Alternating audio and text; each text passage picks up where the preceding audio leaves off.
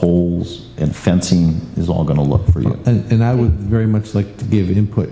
I think the council should have the opportunity to give input. If we're going to move something to our property, Yeah. we're going to want to have a say on that. Yeah, again, with your okay, we will spend the money on that activity. Naomi?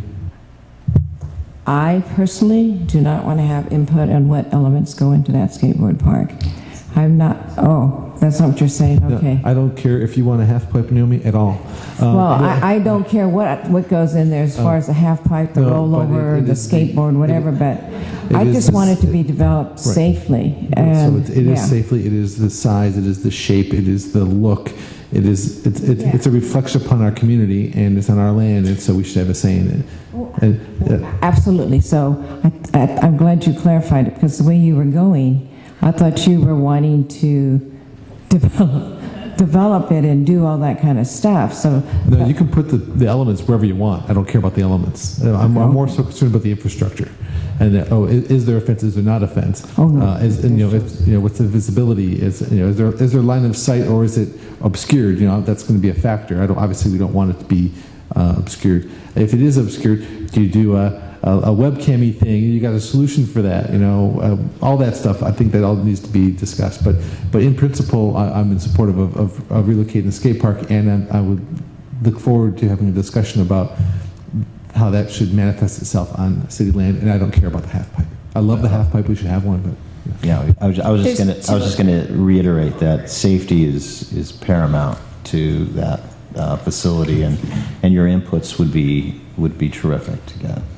There's two additional components I'd like you to just be aware of, or keep one of them in particular keep in mind. There also would be a net loss of parking, so we want to make sure that is a very clear understanding from the beginning.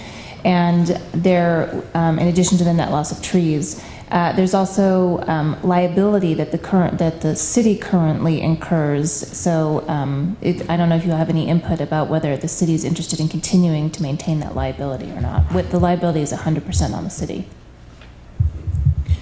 That's always been that way. That was the agreement when we did the initial skateboard park through the three agencies: school, Boys and Girls Club, and the city. That was the portion that the city was going to do the liability insurance. And now that it's being on our property, I think we should. So that's my personal opinion. I think that's our skin in this from the beginning, was that we paid the liability. Do we know what it is? And now you'd be having the land for free too. Correct. So I'd be supportive of continuing that. my 2 cents is the liability insurance is something greater than zero. The land value is something greater than zero. And that's a contribution I'd like to see. Ideally, the solution we end up with at that park and the stuff the kids use match that commensurate in value. That's the solution I would get behind. So if I don't know what the value of the land is, and I don't know what the cost of the insurance is, or liability or coverage, but that's not insubstantial, and it'd be very appealing that if the city's allocating those funds and that commitment, that there is a way to fund the opposite side, to offset that in terms of the quality of the apparatus, the quality of the park and the facility. And as a complete aside, knowing how kids are these days, and I know this is like my thing for MacDutra Plaza. It's also my thing for the skate park. Would love Wi-Fi for the kids because they're going to upload all their videos, and if there's cams, mom can see them, all that kind of stuff. But going back to the main point about the land value and the liability insurance, I think that's our responsibility. But I would like to see an offsetting contribution or support for that speaks to the quality of that park and the apparatus for the kids.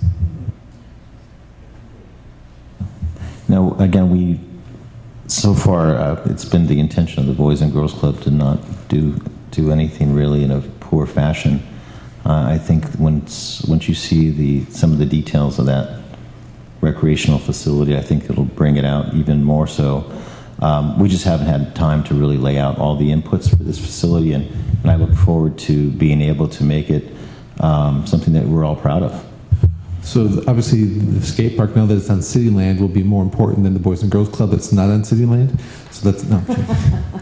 No, actually, again, I'm teasing, you know. No, I mean we just funded the reskinning of those ramps, and that's that's strictly donations. That does that. Awesome. So, well, I think I've made my biggest point of concern is about the value exchange, and so you guys can sharpen your pencils and get back to us on that. But so I'm supportive of that. Did we miss any? So it's services. We didn't have a discussion about providing Park and Rec services, and I don't know that we have a proposal to provide Park and Rec services to react to. Or just that was an item to discuss today, Yes. and there's no proposal This on is that. So Steve used a really apt analogy, and he talked about this Rubik's Cube that everyone's trying to put together because you're talking about actually different agencies, different sites, different facilities. One of the key things that we would like some input on is, and Naomi, I know, provided, some of you started to provide it, is generally on recreation services, but from a staff perspective, it is very important that that decision be made simultaneously with what to do physically with this facility. If this facility is leased out, per our last study session, you all had some interest in having a community group, and we're now working with Boys and Girls Club, or other folks might be interested in the building. If we don't have a solution to provide recreation, and we give away this building, that takes away 100% of our ability to provide services because we have nowhere else we can do it. So staff sees this as intricately combined. Got it. And there's no active proposal to do that. And so my 2 cents is then I would support doing the due diligence to put together an approach that how do you get 6 months worth of runway? How do you get a year's worth of runway? Do you collaborate? Are you suggesting that, hey, we will collaborate with San Carlos for the next year and we've talked to them, we have a deal? Or will we have formed a partnership with the YMCA in San Mateo and we'll do something, right?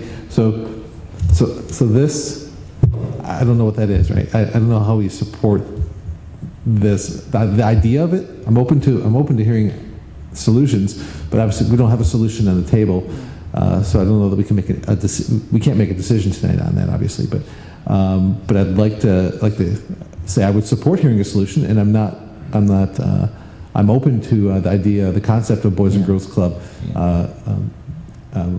playing a key role in running Parks and Rec, but I need to know what that is.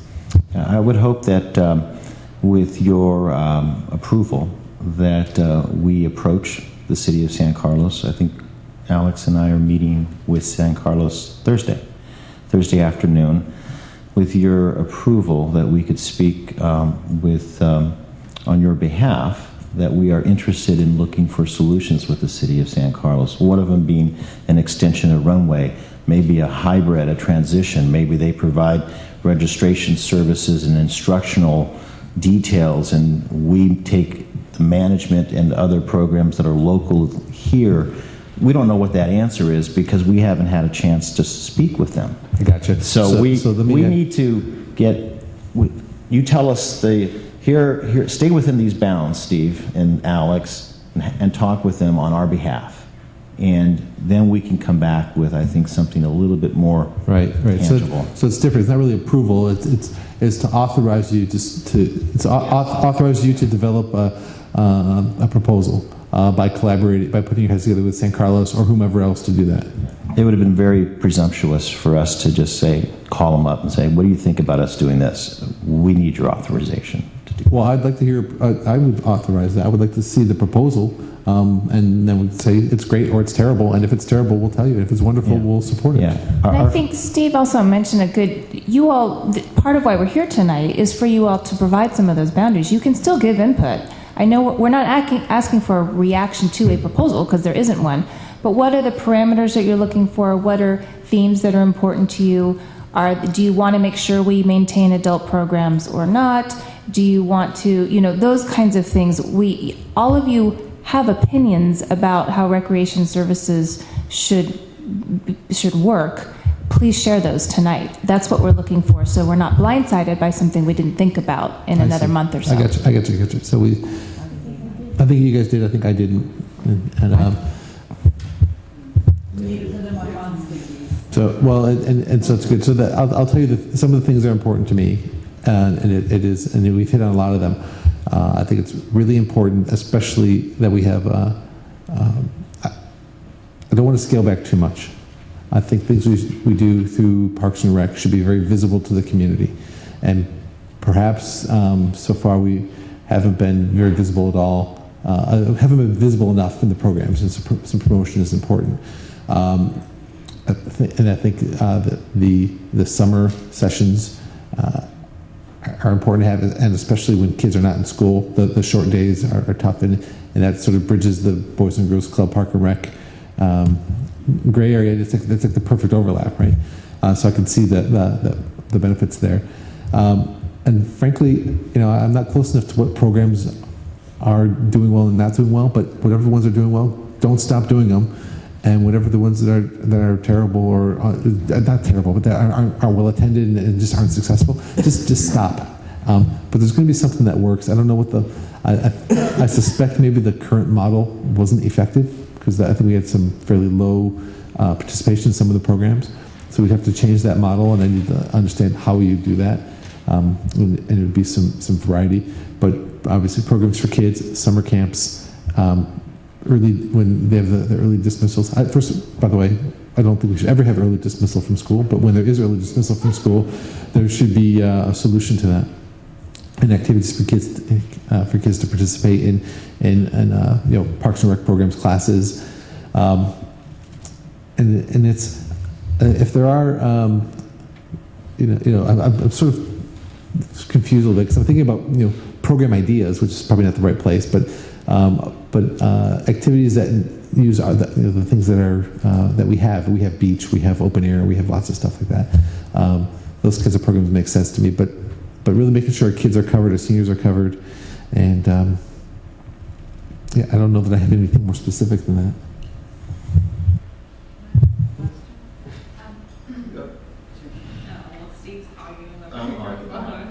All right.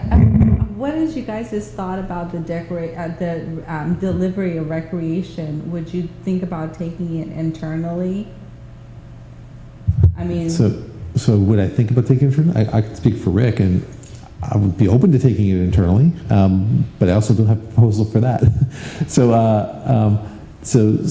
running it internally, we did it before. We could certainly do that again. That's an option. So what, do you want something, what's better than we could do ourselves? And I'd be really excited about that. How did we do it last time? We had some staff, and we had programs, and if we could have Parks and Rec run better than that, it'd be nice. Or maybe like some kind of joint collaboration. Seems like when you were just talking about the skate park, it was a great example of the knowledge about the history of it, and which I was saying it's great you have new staff, but sometimes you lose that industry knowledge of it. So it's great, but if we do have some that we could, San Carlos can great help with the registration. If not, maybe we look at that if we do have the ability, and then maybe Boys and Girls Club can give us the manpower so we can keep these facilities open. I think that's one of the things is, especially if there's a skate park, it's great to have the facilities in use. So, I don't know if you'd be interested in Not sure, internally. but I guess I'd be open to hearing about it. I'm not entirely sure, but yeah,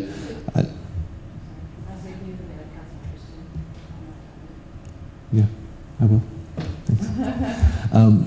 But I have another. Is it okay? I have another comment. So I know one thing. It just occurred to me that is relevant to the discussion about how it might manifest itself. Having a physical presence where somebody was actively engaged and actively reaching out, as opposed to here are the classes and here's the booklet and here's the website. But actual engagement at the schools, at the senior center, at our community events to capture people who are neither seniors nor youth, and really engage in the community, making it a warm greeting as opposed to just a sign-up sort of thing. And there were some other comments. John? Yeah, I think the future partnership has that Rubik's Cube feel to it. I mean, where do we line up the colors there? And it's pretty challenging. I think we have to be very sensitive on our commingling of our names, and if we're going to have Park and Rec adults, and then I don't want them to have the perception that it's the Boys and Girls Club for only little kids, and I think those are very, very careful things we have to work through. But the partnership is there. We have been funding San Carlos, so I apologize for that statement. That's right. Yeah. We provide $19,000 for the brochure that comes out quarterly. So anyway, those are some budget items we have to look at if we're going to be partnering up with Boys and Girls and Park and Rec, and where do we bring that funding back into the budget process? And that's what I really want to stress, is that I think we're all wrapped up into trying to figure out a model of which we're going to do in STEP. I really don't think that we're to the point that we're going to say we're going to do this model. That's why I said continue the programs that are successful for the adults, go and try and provide recreation for the summertime, the short days and those kind of things, and see how that works. I'm telling you right now, recreation programs run 60% to the good. No, 30% to the good and 70% it's subsidized.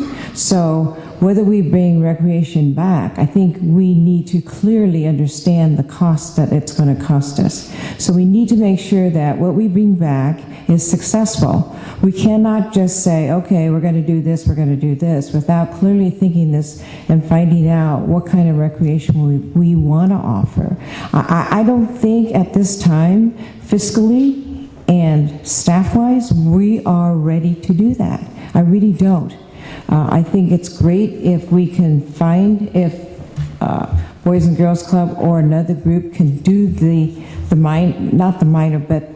small aspect of what we're trying to do, to see how that works. And if they can buy time from San Carlos to give you time, then I think that's what we need to look for. And I'll tell you, I met with Ron Collins, who's a council member from San Carlos. I talked with him at the Council of Cities. He had no idea that San Carlos was not going to provide the service. So I think we need to make sure that they are in the loop, and it's hard for us to say anything or do anything if their council hasn't been included in all these talks. And you never want the council to be the last people to find out anything.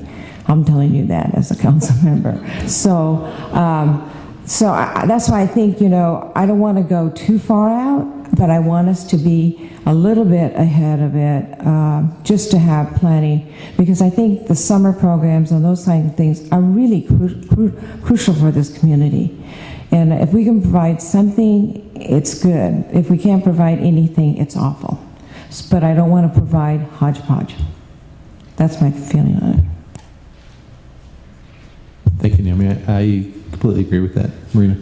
And I agree, just to clarify what I had said earlier, the summer programs during the school breaks, the seasonal breaks, the teacher work days, we can get that covered. I'm all right if we need to scale back for a while.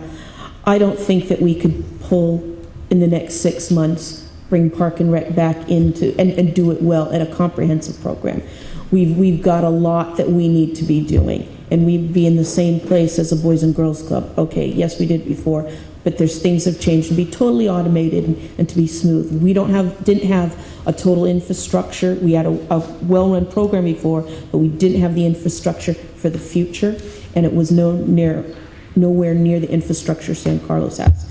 If you can make a deal with San Carlos to continue this, I'm okay with that, however that works out, but I don't think that at this time we could come back. If we want to plan for that, let's plan for 2-3 years and then do it right. As for the 4 programs that are most successful, if we could host them here, and that was the ones that were named, mainly the dance classes. I think the floor, we have the best venue for that. For the other adult programs, maybe we can shift them to the school district, to their adult services. How to use your camera, computer skills. Those were some of the things that were offered by Recreation. Maybe that's something that, because those same teachers could do that under the Gabrilla Unified adult programs. But if we have to back off on some of these other things, I'm okay with that now, as long as we get a lot of those youth programs covered, and the 4 that everyone loves. Speak now, forever hold your peace. A lot of directions. All right, I don't see any other comments. Any other comments or questions from the Parks and Rec Committee? Thank you for all you guys do, seriously. Yeah, definitely. So, you know, there's like 60 people on the coast side that do hundreds, 80% of the work of volunteering, contributing, and being on Parks and Rec Committee, being on Boys and Girls Club, and all the work you do is, I mean, it's really noteworthy. You really stand out in that regard in the community, and I can't express how much I appreciate it. So I just truly appreciate it, so thank you. And with that, I close our special meeting.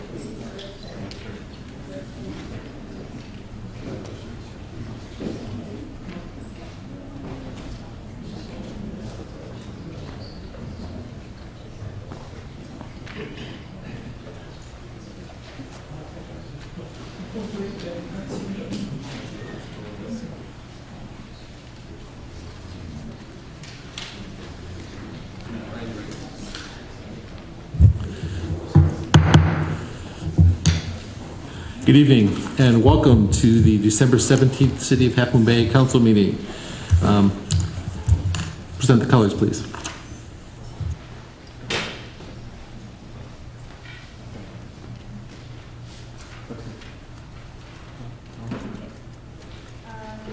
Color guards, please present colors.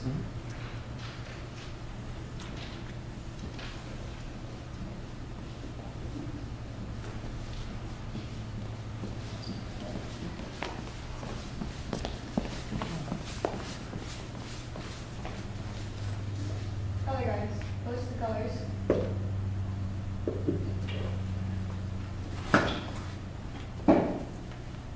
Audience, please rise.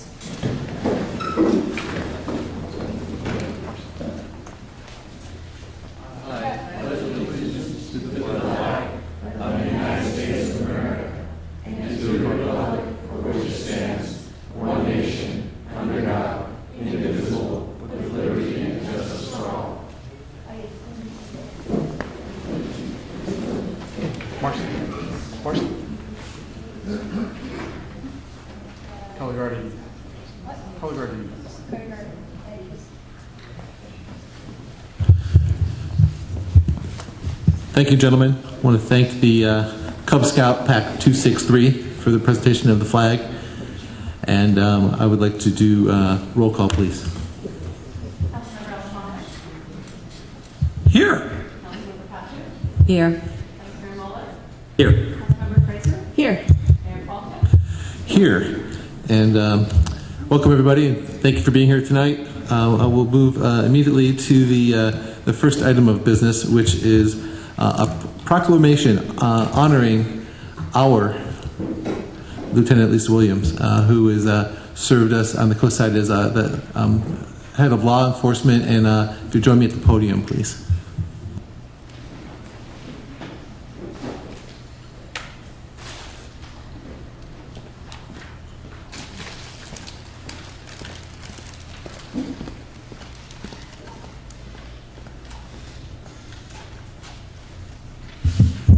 Lisa. So first of all, I want to present you with a gigantic, embarrassing bouquet of flowers on behalf of the city, just to thank you. But I also want to present you with this proclamation, and I'll read a few of the items because it really speaks to how we value you and your contribution to our community. City of Half Moon Bay proclamation honoring Lieutenant Lisa Williams. Whereas Lieutenant Lisa Williams served as the Coastside Lieutenant from 2010 to 2013, and Lieutenant Lisa Williams was instrumental in ensuring a smooth transition to a new law enforcement model on the coast, resulting in improved performance while helping build a strong sense of community and demonstrating true leadership and ability to understand the needs of the community. And advocacy brought significant law enforcement resources to our coast through the Youth Summit and other activities, and on and on and on. So I just want to say thank you very much.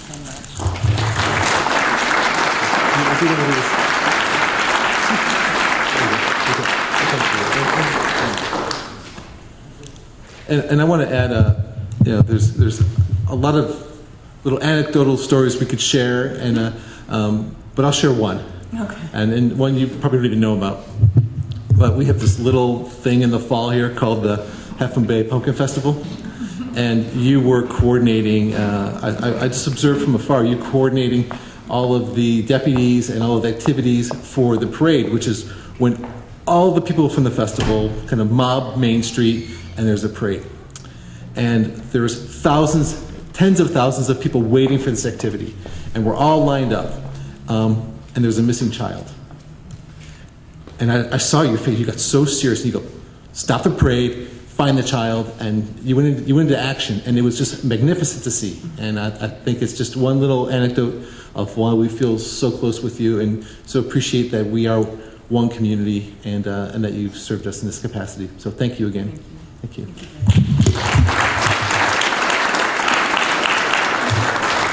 This is really quite beautiful. Thank you so much. And I just want to thank you for this honor. I'm truly humbled. It's been my privilege to serve the city of Half Moon Bay, the businesses, and you, the council. I've enjoyed this experience. Laura Sneidman, your city manager, I think has done a terrific job. We've had a great working relationship since day one. We've worked hard to ensure a smooth transition. We've had many late night phone conversations on things that were happening, and although I don't know if I'll miss the middle of the night phone calls, I'm going to miss working with Laura and all of you. The coast is in good hands. Half Moon Bay is in good hands with Lieutenant Muncie. We have a great team of deputies, a great team of sergeants, and I'm sure that the relationship will continue to be one of cooperation and success. So I'll miss being your Coastside Patrol commander, and I'm looking forward to my new challenges, but it's bittersweet, and again, it's my privilege, and thank you so much. Thank you very, very much.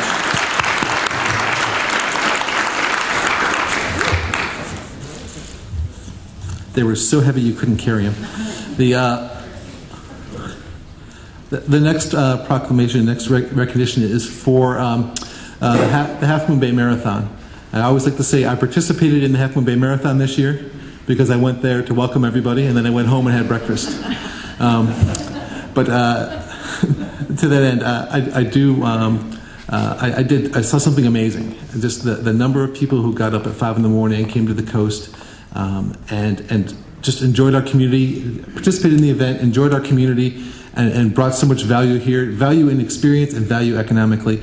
And I didn't want my last day as mayor, my term as mayor, to go without formally recognizing Eric Vaughn and the Half Moon Bay Marathon. So if someone from the marathon is here, could join me at the podium. Oh, there you go.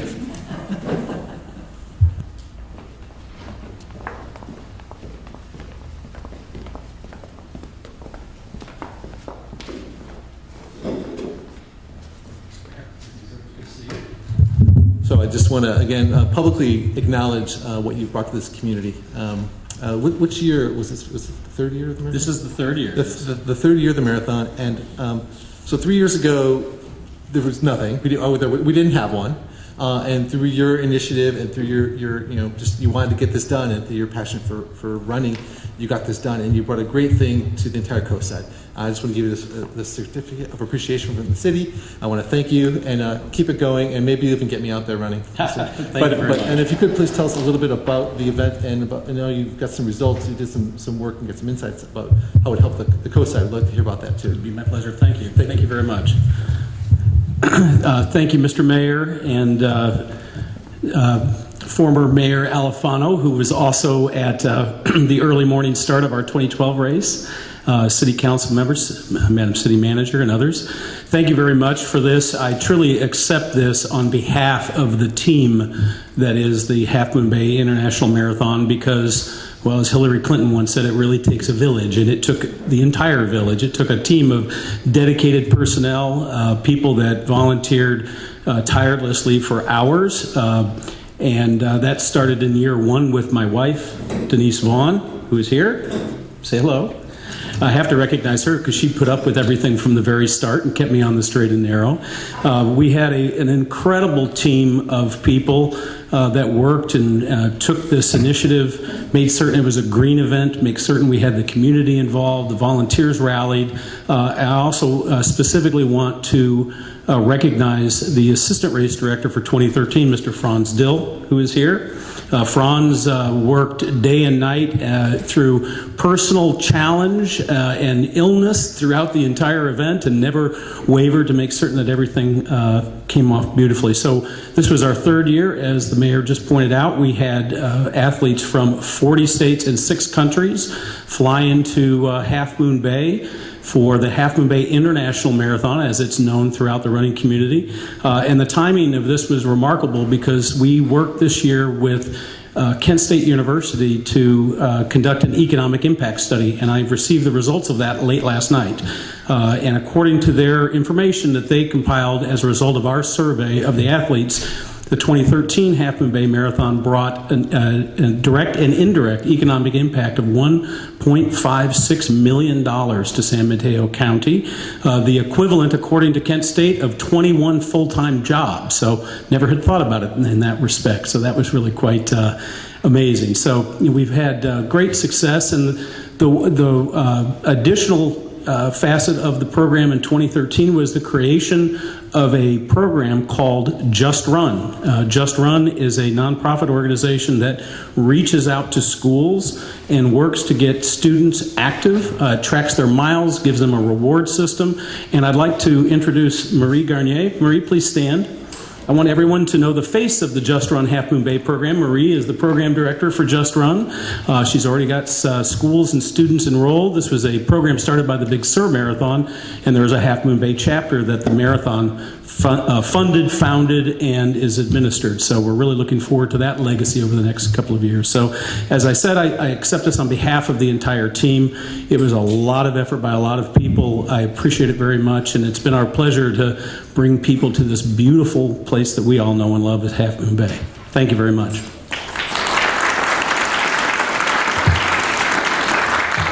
Thank you. And again, I can't thank you enough. And the entrepreneurial spirit that you brought to this and what it brought to our county is fantastic. Is there a representative from the Coastside Land Trust? Oh, excellent. Oh, hi, Joe. Okay, great. Join me at the podium, please.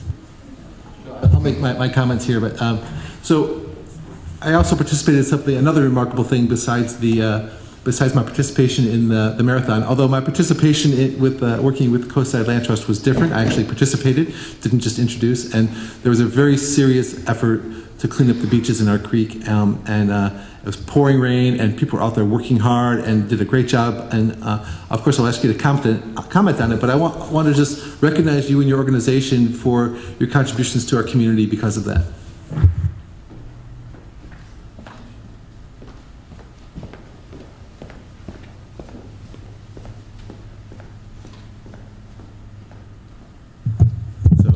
Thank you again. It was if you could chat a little bit about or say a few words about the Coastside cleanup, but it was really remarkable, and the volunteers came out from everywhere, and I was happy to be involved. And thank you for doing that in our community. So thank you. Thank you.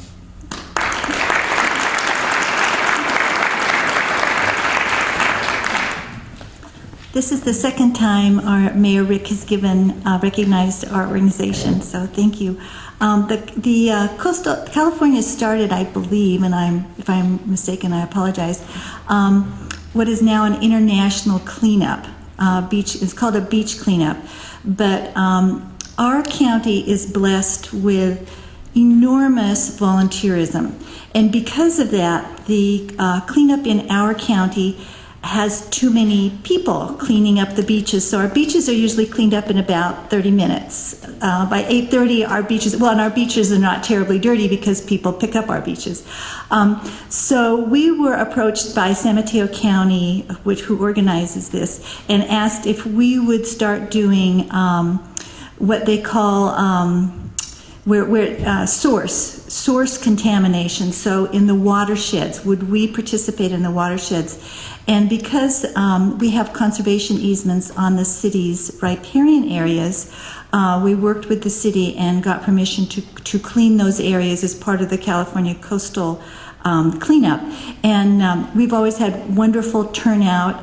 It is always hard work, and we bring out tons and tons and tons of things that shouldn't be in the creeks, but that would end up in the ocean. And this year, as we did last year, and I want to specifically thank our city council for this, because of your leadership in banning styrofoams and plastic bags, those items have almost 100% disappeared from the count at the end. So thank you for that.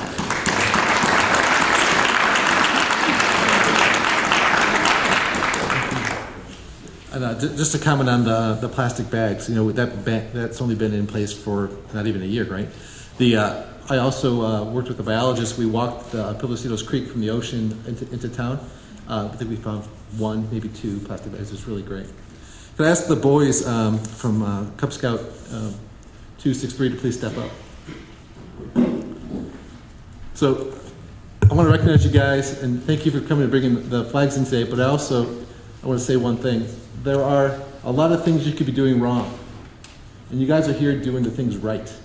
And I want to acknowledge that and to say thank you for that. And I want to show you my appreciation with a certificate of appreciation from the city for your leadership, your citizenship, and for starting our meeting off the right way. Thank you, boys. Thank you.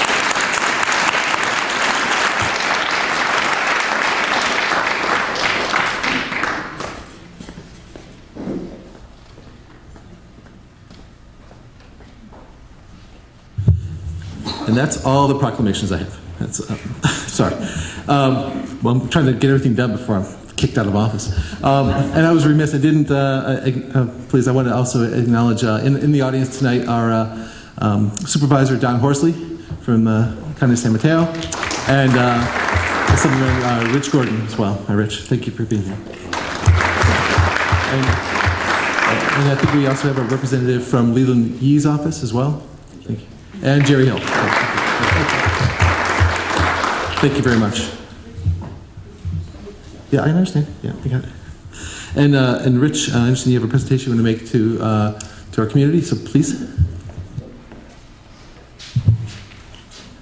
Thank you. It's a privilege to be here tonight. I know this is a reorg night, so let me begin by thanking you, Mr. Mayor, for your leadership this year. And want to also kind of pre-congratulate whoever you will eventually elect as mayor, and let that individual know that I look forward to working with the mayor and this council. The leadership that has been shown in this city over the last several years is clearly remarkable. I think the hallmark of the way you have conducted business here in a civil manner, worked hard to do the right thing for this community, is truly incredible, and I congratulate